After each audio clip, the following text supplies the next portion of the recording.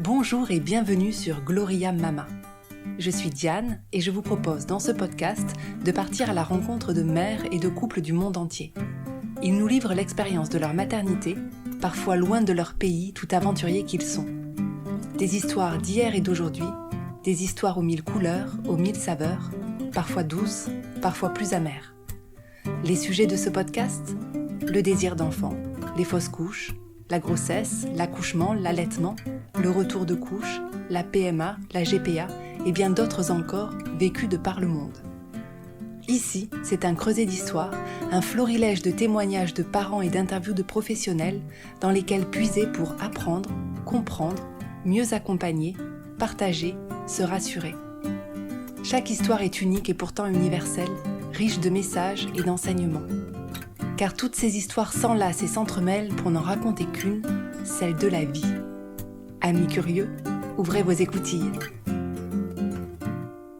Vous écoutez le premier épisode de Gloria Mama. Aujourd'hui, je vous propose de partir à la rencontre d'Anne, mère de 4 enfants. À 25 ans, Anne tombe enceinte.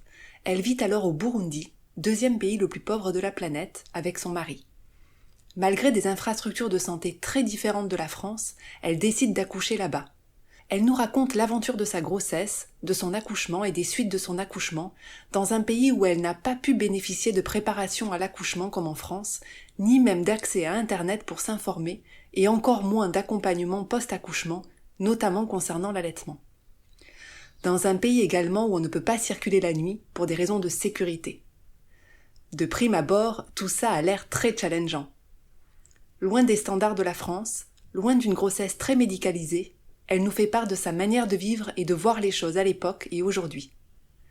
Je vous souhaite une très belle écoute. Bonjour Anne. Bonjour. Merci d'avoir accepté cette interview. Nous sommes à Mont-Saint-Aignan pour la réaliser. Donc quand j'ai réfléchi au projet de monter un podcast qui aborderait la maternité et notamment la maternité à l'étranger, j'ai tout de suite pensé à toi. Alors on ne se connaît pas réellement, mais une des choses que je sais de toi, c'est que tu as accouché de ton premier bébé au Burundi, pays dans lequel tu vivais il y a quelques années. Donc pour le situer, le Burundi est un pays d'Afrique de l'Est, entouré par la République démocratique du Congo à l'ouest, le Rwanda au nord, la Tanzanie à l'est et au sud. C'est un des pays les plus pauvres de la planète. Les chiffres que je vais citer sont tirés du site France Diplomatie, sur diplomatie.gouv.fr. En 2017, le PIB était de $212 par habitant, avec plus des 2/3 de la population qui vit sous le seuil de pauvreté. Le taux de fécondité est de 6 enfants par femme, l'espérance de vie est de 57 ans et le taux d'alphabétisation de seulement 59%. Donc moi qui suis également mère et qui ai accouché en France, j'avoue que je suis très impressionnée par le fait d'avoir fait le choix d'accoucher loin de ton pays, loin de tes proches, dans un pays où les structures hospitalières ne sont clairement pas les mêmes en cas de problème. Donc j'ai envie que tu nous racontes ton arrivée au Burundi, comment est né ce désir d'enfant avec ton mari, comment s'est passée ta grossesse, ton suivi de grossesse, comment tu as préparé ton accouchement, les suites de ton accouchement. Et peut-être que pour commencer, tu peux nous dire aujourd'hui combien tu as d'enfants, puis nous raconter le contexte de ton départ pour le Burundi avec ton mari. Merci pour toutes ces questions et pour ton admiration. Alors moi j'ai 4 enfants aujourd'hui, donc Chloé qui est née au Burundi qui a 9 ans, Mathilde 7 ans, Corentin qui a 3 ans et Timothée qui a 1 an. Chloé c'est la seule qui est née à l'étranger, donc c'était il y a 9 ans.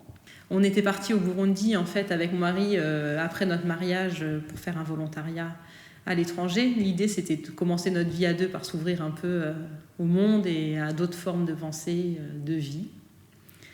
Donc on est partis là-bas dans une petite ONG locale. On n'habitait pas à la capitale, on habitait à Gitega qui est une ville de 40 000 habitants qui est dans les collines.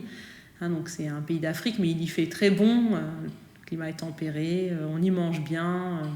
Les conditions sont assez tranquilles en fait. Et puis au bout d'1 an, on s'est dit que c'était pourquoi pas le moment d'avoir un enfant. Enfin en tout cas on s'est dit qu'on en avait envie. Et mon mari qui avait 30 ans, il s'est dit tout d'un coup, moi je me suis toujours dit qu'à 30 ans j'aurais un enfant. Et on était entouré de plein d'enfants en fait là-bas. Les enfants, ils sont omniprésents. Et donc On s'est dit que c'était peut-être le moment d'arrêter la pilule, mais on n'imaginait pas qu'on aurait un enfant tout de suite. En fait, l'enfant, il est arrivé, la grossesse, elle est arrivée tout de suite, le mois suivant ou 2 mois suivants, après je me souviens plus. Et donc, j'étais enceinte. Donc, on était au Burundi. On a trouvé un gynéco pour faire une première écho pour confirmer que j'étais bien enceinte. L'idée, c'était pas non plus d'aller chercher un test de grossesse à la pharmacie du coin pour que tout le monde soit au courant. Donc, on a fait ça à la capitale. Voilà. Et puis, on s'était dit qu'on allait rentrer en France au début pour l'accouchement. Mais après, en discutant avec le gynéco, alors c'était un deuxième gynéco, ça aussi on pourra en parler, on s'est rendu compte que finalement la seule chose qu'il ne savait vraiment pas faire là-bas, c'était de prendre en charge les grands prématurés. Et comme tout se passait bien, on a envisagé de rester là en fait. Ça nous évitait de rentrer en France pendant quelques mois et de couper l'expérience de 2 ans à l'étranger. Et comment tu appréhendais le fait de vivre ta grossesse au Burundi? Est-ce que tu avais certaines appréhensions, certaines peurs, certaines craintes? C'était ton premier bébé? Justement, en fait, c'était mon premier bébé. Et pour moi, une grossesse, c'était pas un problème. C'était naturel. J'avais aucune copine qui avait jamais eu des enfants. Donc les seules expériences d'enfants que j'avais, c'était plutôt des récits de ma mère ou des copines de ma mère. Moi, j'avais 25 ans. Je me sentais vraiment bien. Et oui, pour moi, non, j'avais pas du tout d'appréhension sur la grossesse, le suivi de grossesse. Maintenant, j'ai beaucoup plus de récits qui montrent que ça peut mal se passer ou pas comme prévu. Mais à l'époque, pour moi, c'était naturel. Et là-bas, quand on est enceinte, personne ne se pose la question. Ici, quand on est enceinte, tout le monde te demande toujours si ça va, t'as plein de rendez-vous. Là-bas, non. Donc justement, tu as fait cette première échographie dans la capitale. Il y avait combien d'heures de transport entre la capitale et le village dans lequel tu as habité? Ça, c'est ma première question. Et ma deuxième, comment est-ce que tu as suivi ta grossesse? Est-ce que tu avais quand même un médecin sur place ou est-ce que tu allais à chaque fois dans la capitale pour suivre ta grossesse? Alors le Burundi, c'est un petit pays qui n'est pas très grand, même si les routes ne sont pas très bonnes. Moi, j'étais à 2 heures de route de la capitale. Donc il y avait des médecins aussi dans la ville où j'étais. Personne ne te conseille d'y aller. Donc on était à la capitale. On avait rencontré un premier gynéco au départ qui nous avait dit qui avait regardé un peu, qui avait fait une écho, qui avait dit que j'étais enceinte. Puis il m'avait regardé puis il m'avait dit « Bon, de toute façon, vous êtes une femme des collines, vous avez les hanches larges, ça va bien se passer. » quoi. Donc voilà, ça nous a quand même pas paru très médical comme explication. Donc après, on a trouvé un autre gynéco qui avait déjà travaillé en France et lui, il parlait vraiment comme nous. Déjà, rien que le français, les termes, les sous-entendus, il avait travaillé plusieurs années dans un hôpital en France. Et c'est lui qui nous a dit, moi, les grands prématurés, je peux pas prendre en charge, mais par contre, le reste, césarienne et compagnie, je ferai réanimation. Donc il n'y avait pas d'appréhension. Et tu t'es sentie en confiance avec cette personne-là tout de suite avec Voilà, gynéco? C'est ça. Avec ce gynéco-là, déjà, comme il parlait notre langue, c'était plus simple. Puis il nous avait dit qu'il serait là. Mais je crois qu'on est vraiment les seuls en fait, à avoir eu un bébé là-bas. Mais je crois qu'on n'en prenait pas vraiment conscience. Sur le moment, ça paraissait tellement naturel. Et tous les collègues qui étaient enceintes, elles étaient enceintes là. On était dans un environnement burundais. Donc, Après, ma grossesse s'est très bien passée. J'ai vraiment eu aucun souci. Je suis allée en Tanzanie, dans des parcs, dans des bus complètement pourris. Le bébé a jamais rien eu. À la fin, quand même, j'ai eu un peu comme une fissure à la poche des os, donc j'avais quelques pertes. Donc là, je suis descendue à la capitale en fait un petit peu avant, mais c'était prévu puisque le problème du Burundi, c'est qu'on ne peut pas circuler la nuit. Du coup, il fallait être sur place. Donc, la crainte, c'était plutôt que mon mari qui retournait travailler à Gitega, donc dans la ville, si jamais ça se déclenchait en pleine nuit, il devait attendre 6h ou 7h du matin pour reprendre la route pour venir. Il ne pouvait pas traverser de nuit. En fait, les routes ne sont pas sécurisées. Il y a des barrages en fait, de police à la sortie des villes qui t'empêchent d'aller dans la campagne, de sortir de la ville, puisqu'ils n'assurent pas la sécurité des routes. Ils ne veulent pas qu'il y ait d'accident. Donc, c'est une façon de sécuriser les routes, bloquer les gens. Et tu avais prévu à la base d'aller dans la capitale combien de temps avant ton accouchement, avant la date prévue de ton accouchement? En fait, la date prévue de mon accouchement n'était pas complètement fixe parce qu'il y a eu plusieurs dates de terme. Mais disons que je suis descendue début septembre et elle est née le 20 septembre. Et la date d'accouchement, c'était entre le 20 septembre et le 5 octobre à peu près. D'accord. Tu disais qu'il y avait eu plusieurs date prévue. Pourquoi ? Je sais pas, je pense que les échographies n'étaient pas au top. Mais c'est aussi parce que nous, on n'avait aucune idée. Donc, il y a eu une échographie de datation, puis ensuite une deuxième échographie. Donc, voilà, les dates de terme ont changé, quoi. Mais finalement, tout s'est bien déroulé, puisque le bébé s'est déclenché un dimanche soir dans la nuit. Donc, mon mari était là pour le week-end. Donc, il a pu venir avec nous à la maternité.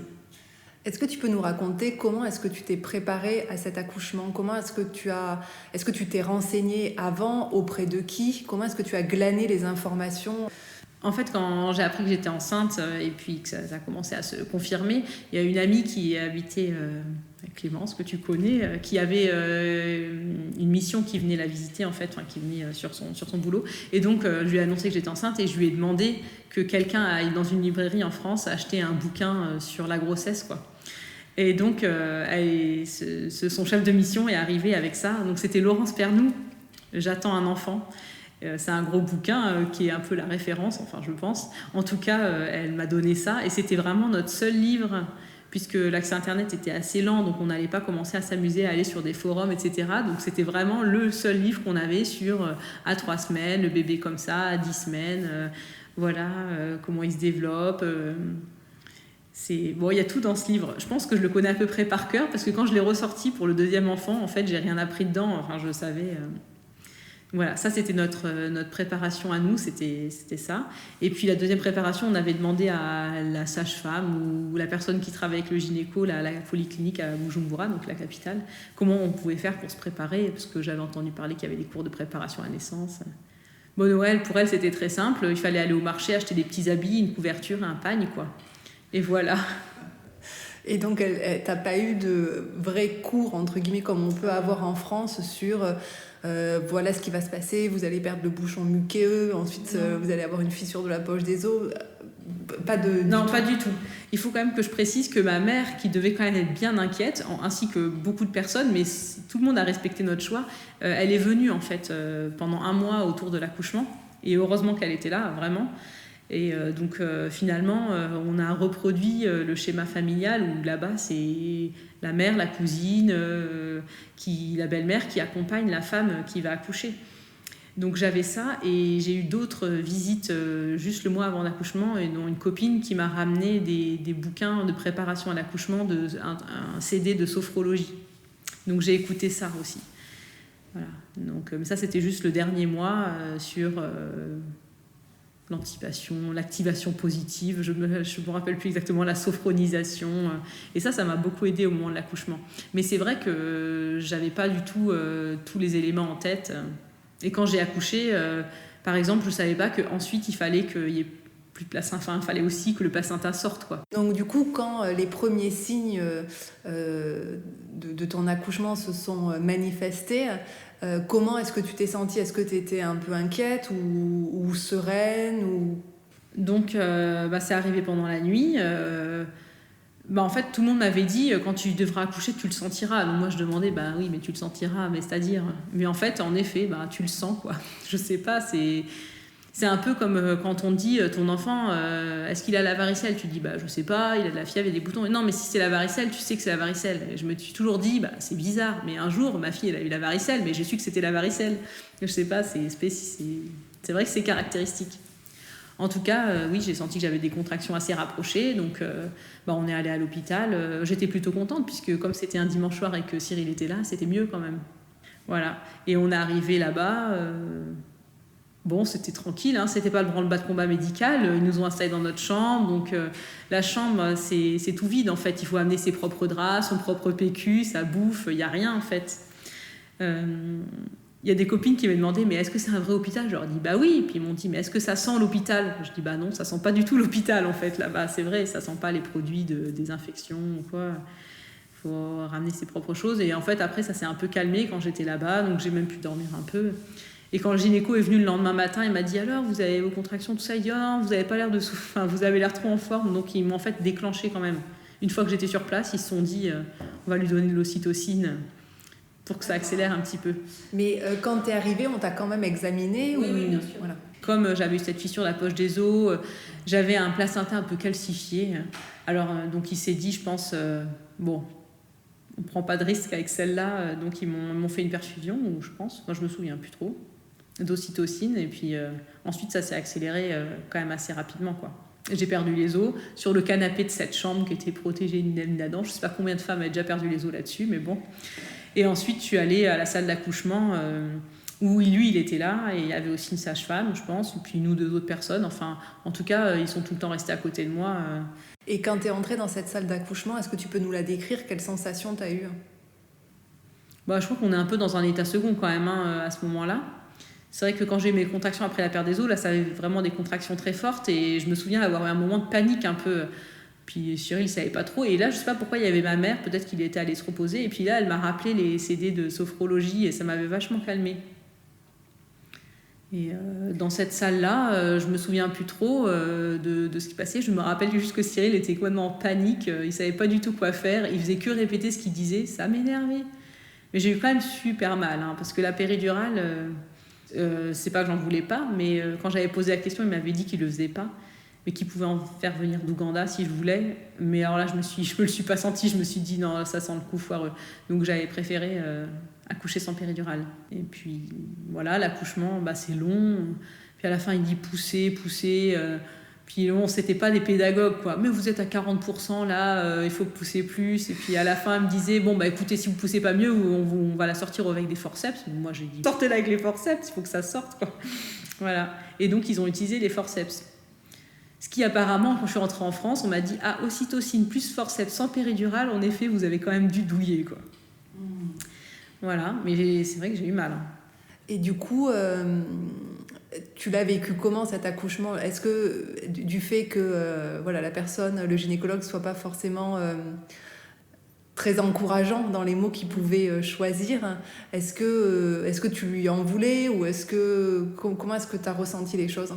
En fait, je pense qu'on est là-bas en plein accouchement. Enfin, en tout cas, moi, je me disais juste qu'il fallait que ça se termine. Enfin, c'est vrai que c'était très douloureux. Et donc, ils ont sorti au forceps. Et là, je me souviens que j'avais très mal au dos. Bon, j'étais en position gynéco.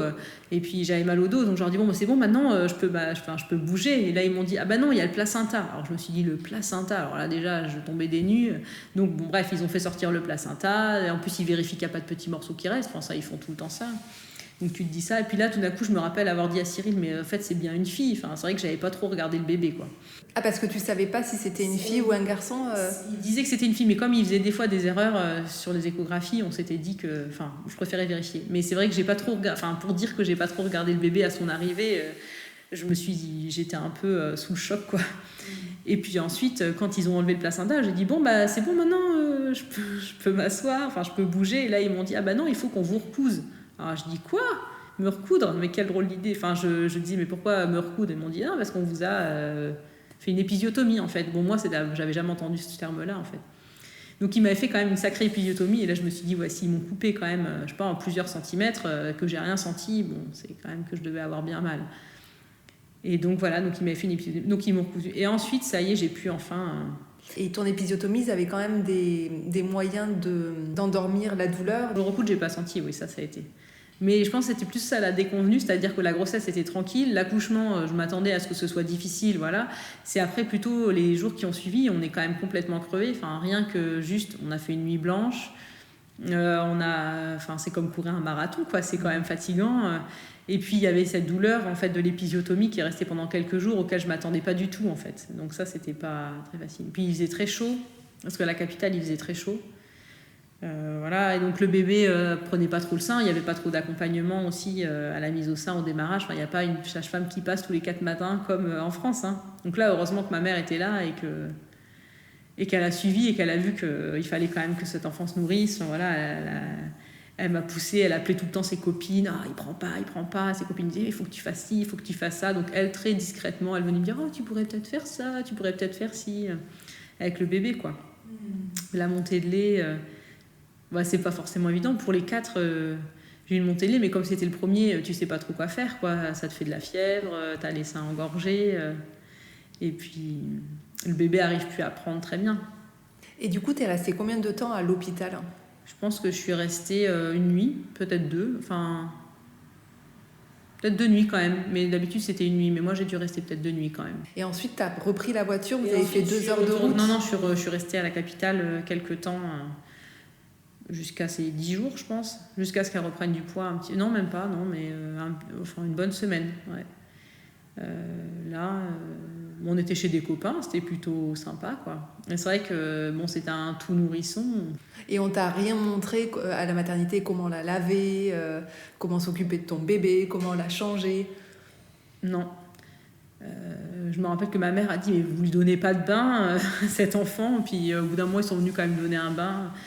Mais c'est vrai que le pédiatre, le deuxième jour, le pédiatre était passé et puis il dit « Oh, bah, le bébé dort, bon, on va le laisser là. » Ma mère a dit « Non, non, on le réveille, on regarde. » Mais il dit « Oh, bah, il a l'air d'aller bien, ce bébé, c'est bon. » Sans le toucher, quoi.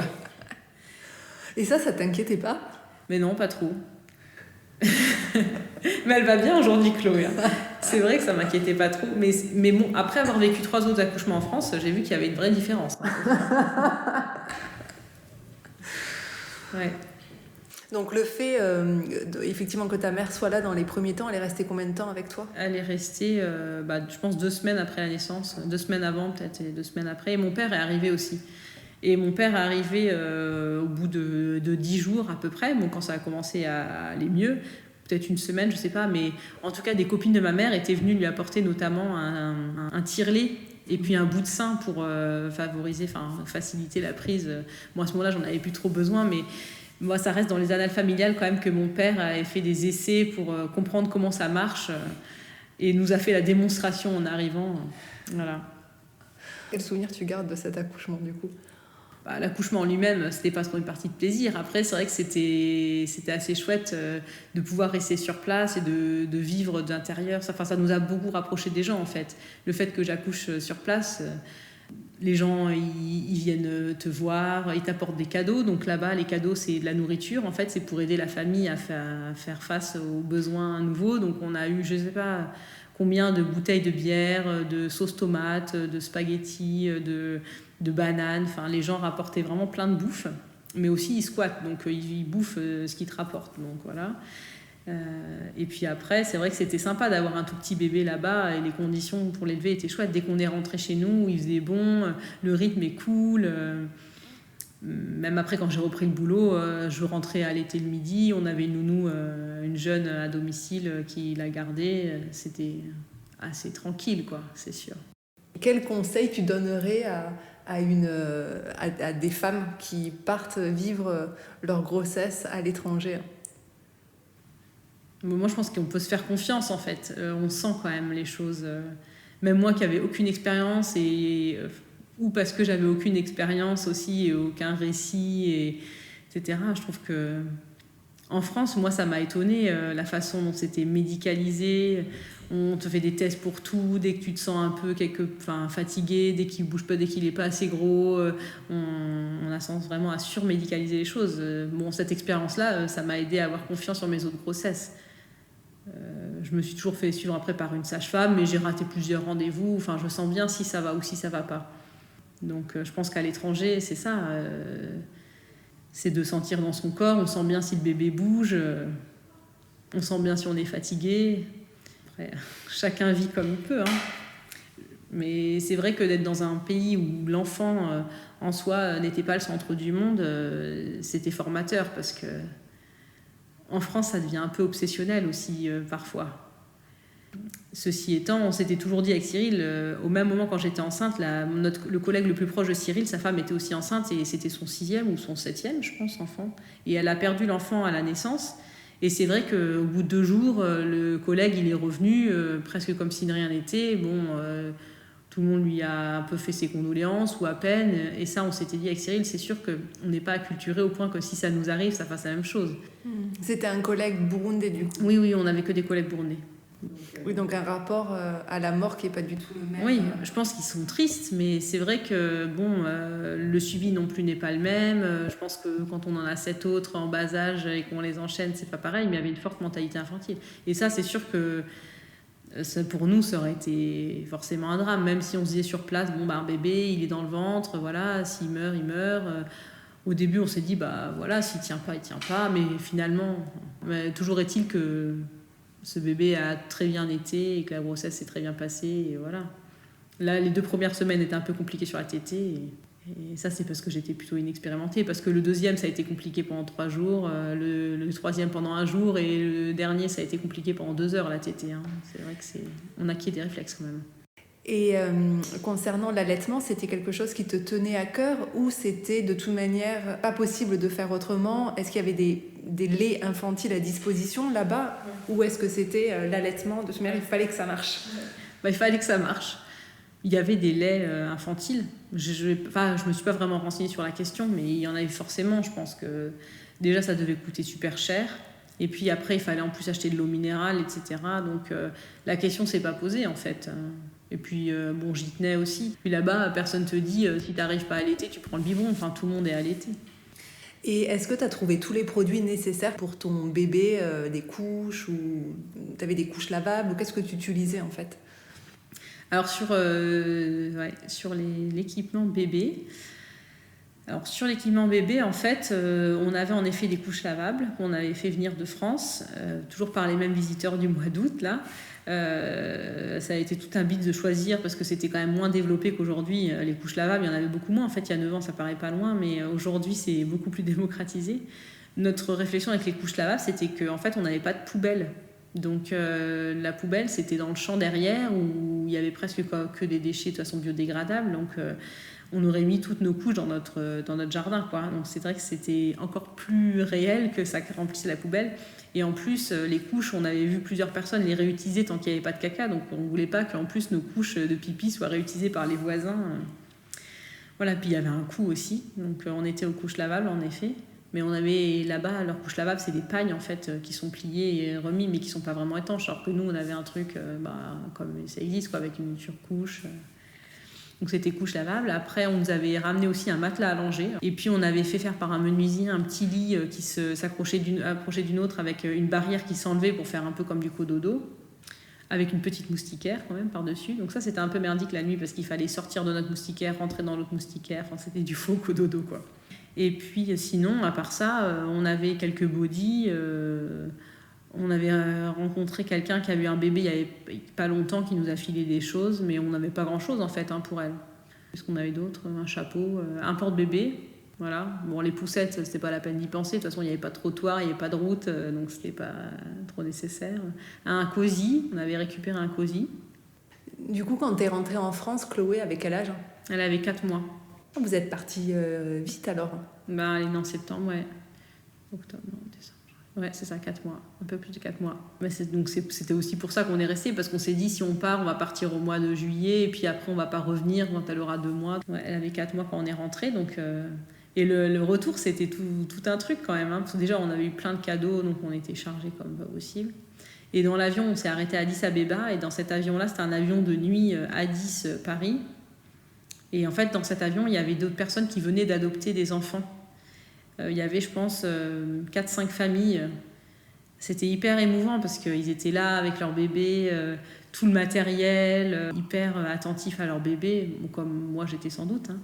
C'est vrai que ça nous avait vachement aimé. J'étais à côté d'une dame qui avait ce bébé tout neuf, hein, tout noir, et puis elle était toute blanche. Ils allaient en Angleterre et qui avait ce bébé qui pleurait et qu'elle berçait dans l'avion. Et je me rappelle avoir été assez émue par ces histoires et aussi un peu gênée puisque moi, en fait, elle pleurait pas parce que dès qu'elle pleurait, je la mettais au sein, mais elle pouvait pas la mettre au sein, de fait. Mais c'était des bébés du même âge à peu près.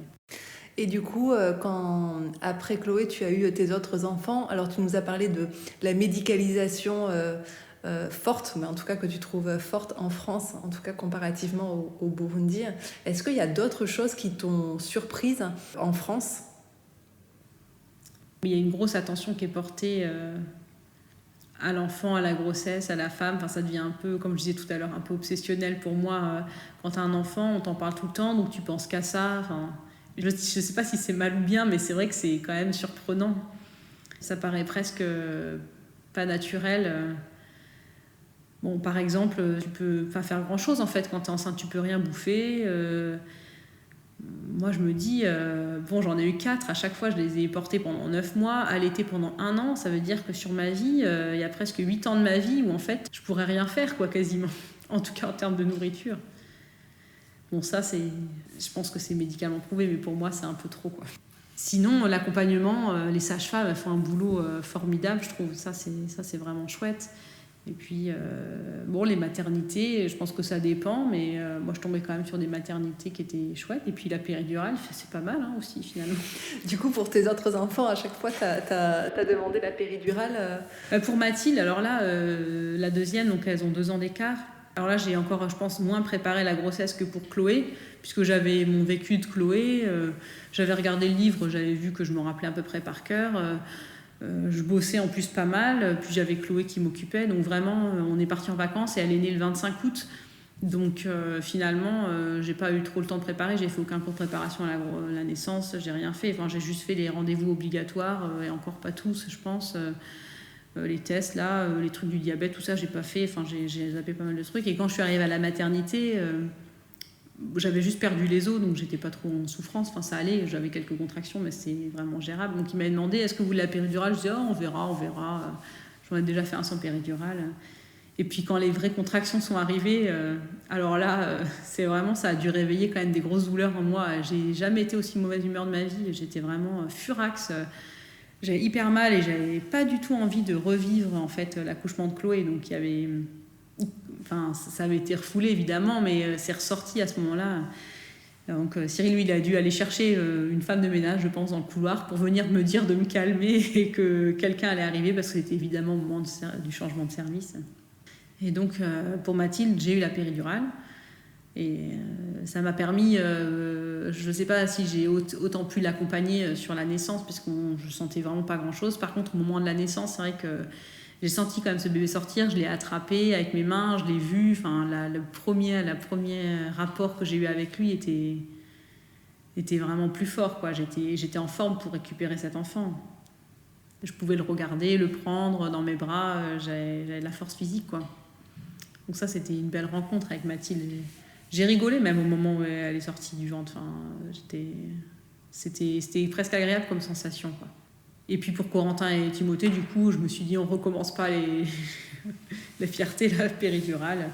Et là, j'étais à Mont-Saint-Aignan d'ailleurs, parce que j'avais encore déménagé. Et là, j'ai une péridurale super bien dosée à chaque fois, qui fait que j'ai bien senti les contractions et j'ai bien senti l'enfant sortir du ventre. Pareil, j'ai attrapé. Après, chaque accouchement est différent, hein. Pour Corentin, j'ai été déclenchée parce que j'ai fait une pré-éclampsie. Donc j'avais très très mal à la tête en fait. J'ai quand même pas trop profité de l'accouchement parce que j'avais vraiment très très mal à la tête. Pour Timothée, là, ça s'est passé nickel. Et une pré-éclampsie, c'est dû à quoi ? La pré-éclampsie, en fait, je sais pas à quoi c'est dû, mais on fait de la tension et puis on a des protéines dans les urines. Enfin, c'est pas du tout dangereux pour l'enfant, en fait. C'est juste pour la mère que ça fait trop de tension. Donc après, t'es surveillée. Et si on revient sur ton mari, Cyril, quelle place tu dirais il avait lors de tes accouchements ? Et est-ce que cette place, elle a évolué ? Ou est-ce que son rôle a évolué au fur et à mesure de tes accouchements ? Cyril, c'est comme moi, il y a eu un effet d'apprentissage quand même net. Donc pour Chloé, le moment de l'accouchement, il était vraiment pas bien. Puis je pense que j'ai vraiment eu très mal, donc ça devait être surprenant. Il savait pas du tout quoi faire, quoi dire. Lui non plus, il s'était pas du tout préparé. Pour Mathilde, il a dormi en fait pendant que j'avais des contractions. Bon, quand il a vu que j'étais de mauvais poil, il allait chercher quelqu'un, donc il avait plus le rôle d'aller chercher quelqu'un. Et pour Corentin, du coup, j'ai pas redit, mais j'ai refait une préparation à naissance. C'était en plus un peu plus tard. Enfin, il y a eu 4 ans d'écart entre les deux. Donc j'ai été accompagnée par un sage-femme qui faisait de la sophrologie et puis de l'hypnose un peu. Et donc j'avais fait 2 cours, je pense, d'hypnose, qui m'avait rappelé mes cours de sophrologie. Et il nous avait donné un petit papier pour le papa, en fait, pour accompagner la mère avec des phrases un peu type de ce qu'il pouvait dire et qui correspondaient exactement à ce qui avait été fait pendant les séances. Bon, pendant les séances, il y avait les autres papas, mais Cyril, lui, je sais pas, même moi, j'ai même pas pensé à lui proposer de venir. Enfin, il gardait les autres de toute façon. Et en fait, il avait vraiment lu ce truc, et pour Corentin, m'a bien accompagnée en fait, juste parce qu'il redisait les mêmes phrases, et puis comme j'étais complètement KO parce que j'avais mal à la tête, il a vraiment trouvé sa place. Et lui-même, il dit que cet accouchement-là, il s'est senti utile en fait. C'était lui presque qui a plus accompagné Corentin que moi, je pense. Pour Timothée, bon là, on était rodés tous les deux. Ça a été, ouais, il a trouvé sa place, et puis moi aussi. On savait comment réagir, il n'y a pas eu de complications, enfin, c'était assez simple. Puis pour Timothée, je sais pas, ouais, c'est le corps aussi qui est moins fatigué sur après, ce qui prend aussi beaucoup de place après, le papa. Mais pour Timothée, le lendemain, on se promenait dans la forêt à côté. Et pourquoi est-ce que tu as ressenti le besoin de faire une préparation à l'accouchement pour ton 3e enfant ? En fait, j'en avais jamais fait. Enfin, pour le 3e enfant, j'ai fait une préparation à l'accouchement parce que j'en avais jamais fait avant.